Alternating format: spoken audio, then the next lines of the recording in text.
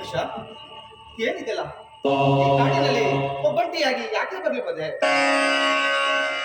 ಪ್ರೀತಮ್, ಏನಂತ ಹೇಳಿ, ಇವರು ಮನುಷ್ಯರಲ್ಲ, ರಾಕ್ಷಸರು. ರಾಮಾಪುರದಲ್ಲಿ ಮದುವೆ ಹೋದ್ಮೇಲೆ ನನ್ನ ಹೆಸರಿಗೆ ಹಾಕಿದ್ರೆ ಜಮೀನನ್ನು ಮಾಡ್ತಾರೆ. ಆ ಜಮೀನ್ ಮೇಲೆ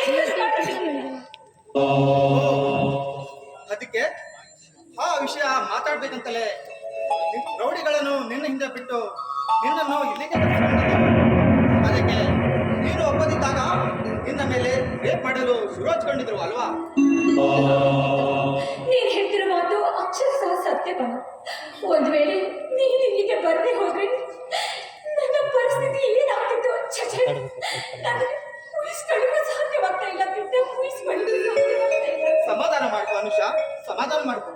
ಯಾವುದಕ್ಕೂ ಆ ದೇವರು ದೊಡ್ಡವನು. ರೌಡಿಗಳ ಜೊತೆ ನೀನು ಬರೋದನ್ನು ಹೇಗೋ ನನ್ನ ಫ್ರೆಂಡ್ ಗಮನಿಸಿದ, ನನಗೆ ಕಾಲ್ ಮಾಡಿ ಹೇಳಿದ್ದ. ಅದಕ್ಕಾಗಿ ನಾನು ಇಲ್ಲಿ ಬರುವಾಗಾಯ್ತು, ನಿನ್ನನ್ನು ಕಾಪಾಡೋದಾಯ್ತು. ಇಲ್ಲ ಅಂದಿದ್ರೆ ನೀನ್ ಹೇಳ್ತಿರೋ ಮಾತು ಸತ್ಯವಾಗಿದೆ.